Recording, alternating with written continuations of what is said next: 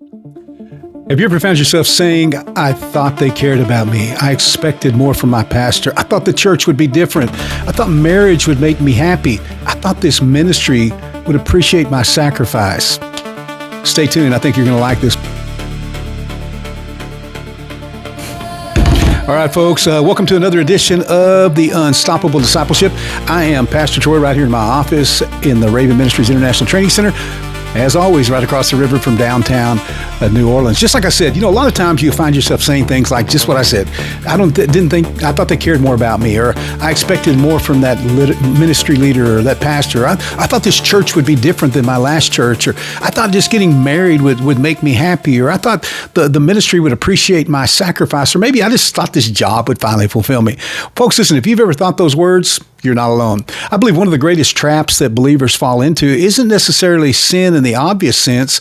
It's something that's a lot more subtle. It's the trap of unmet expectations. Folks, listen, many people don't walk away from relationships because someone intentionally wounded them. They walk away because reality didn't match the picture that they had already created in their minds. And so today what we're going to do is we're going to expose what I call the death trap of unmet expectations. And we're going to discover how God teaches us to enter relationships with wisdom instead of unrealistic assumptions. Folks, listen, expectations become dangerous when they become entitlements. I want to say that again. Expectations become dangerous when they become entitlements. And every relationship has expectations.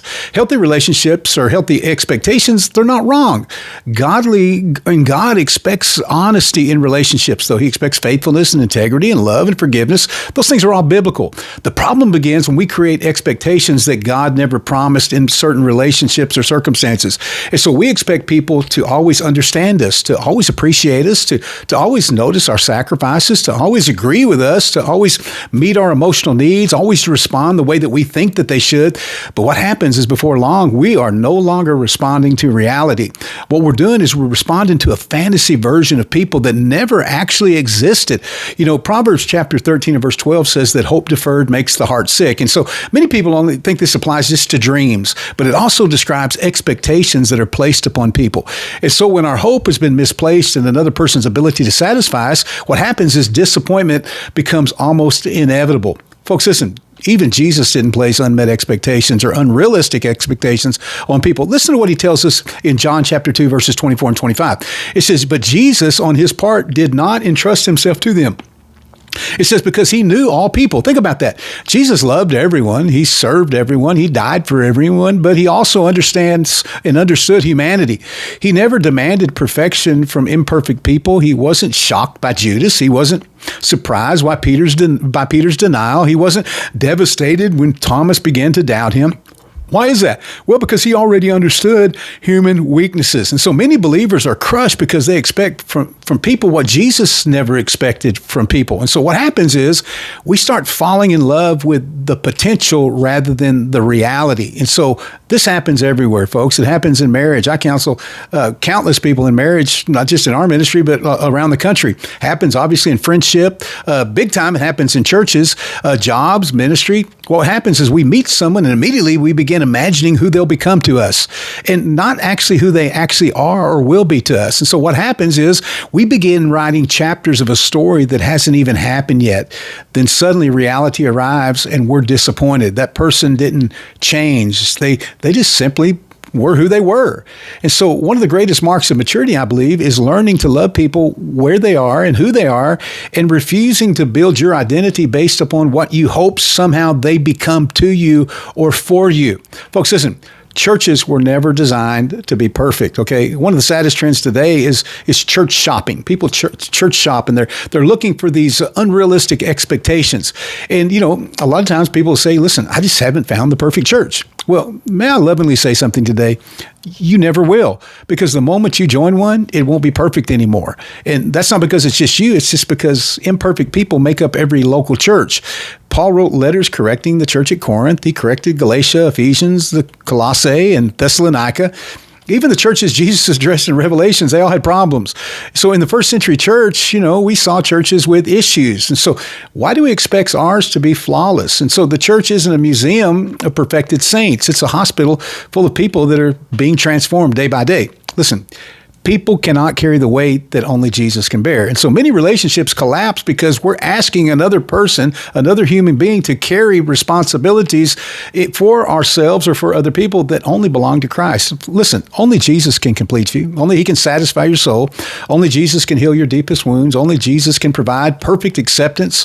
Folks, listen, when we expect another person to become our Savior, we'll eventually crucify them for failing. We'll be like, crucify him, crucify him. Folks, listen, that's not fair, and it certainly isn't biblical. Psalms 118:8 says it's better to take refuge in the Lord than to trust in man. Notice he doesn't say don't love people. He's just saying don't place your ultimate confidence in people. So that is reserved for Christ alone, and that will resolve most issues. Because, folks, listen, offense usually begins with an unspoken expectation. Think about it just for a second. Most conflicts don't begin with spoken agreements. They begin with some type of silent assumption.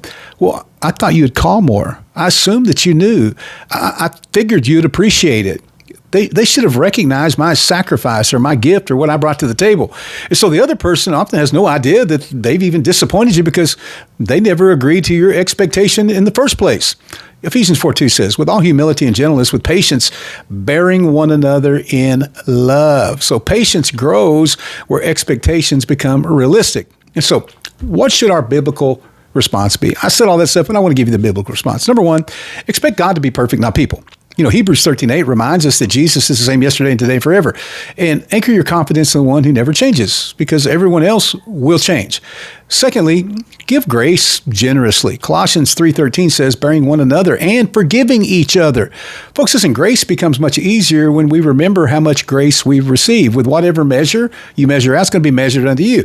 Think about the ungrateful servant. Because he couldn't forgive someone else, he couldn't be forgiven. And all those things that he was forgiven of, those things were laid back upon him. So if you don't give grace generously and you generally don't walk in forgiveness, man, you've got a big ticket to pay on the day of judgment. Thirdly, communicate instead of assuming. I believe many conflicts disappear after one dishonest conversation. And so don't expect people to read your mind. Healthy relationships communicate. Immature relationships assume things. Number 4, let disappointment produce wisdom instead of bitterness.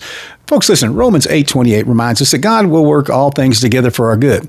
Every disappointment can become a lesson. So ask, what's God teaching me about this? Instead of, why did they do that to me? Or, what does God want me to learn? How does God want me to grow? And rather than, how can I get somebody back? Folks, listen, those are different questions. But listen, if we have the right attitude and the right heart towards the things of God, they're questions that we're willing to ask. Fifthly, keep serving without becoming cynical. And that might be the hardest one. Don't allow your disappointments to poison your future relationships. Hebrews 12:15 warns us about the root of bitterness. Folks, listen, bitterness doesn't stay buried. It spreads. One painful experience can cause someone to distrust every church, every pastor, every spouse, every friend. So don't let one person's failure become everyone's life sentence in your life. And so, closing challenge. Here's my encouragement today. Lower your expectations of people and raise your expectations of Jesus. And so when Jesus becomes your source, people become a blessing rather than a burden. You'll appreciate them without demanding perfection. And so you'll forgive quicker, you'll love deeper, you'll serve stronger, you'll stay planted, you'll remain faithful, and you'll become emotionally healthier than you've ever been before. And so remember this. People will probably fail you. Churches will disappoint you. Leaders will make mistakes. Friends will misunderstand you. But folks, listen, Jesus remains faithful. So if your confidence is in Him, no disappointment can destroy your purpose. Folks, listen, as a pastor, and if you're watching this today and you're a pastor or a leader, folks, you got to get this in your heart because, listen, you have expectations of people. People come to the church and they'll say, man, you're the greatest guy ever. This is the greatest church I've ever been to. That's the greatest message ever. Then a year later, 6 months later, or maybe even a week later, those people are gone and they're thinking, you betrayed me or you just wasn't where I needed you to be. Folks, listen, I've been in the ministry for 35 years, been walking with Jesus for 42 years. Listen, I could tell you all of those things where people had put an expectation on me and wanted something out of me that I never promised to begin with. But you know what? When you give access to people, you know what? People think that they have a role that they may not have that. And so, you know what? Be honest with yourself, examine yourself, check your own motives, and say, God, listen, I want to know what's inside of me. I want to know what the expectation is that I'm putting on somebody else. And so, folks, once again, thank you for being with me for another episode of Unstoppable Discipleship.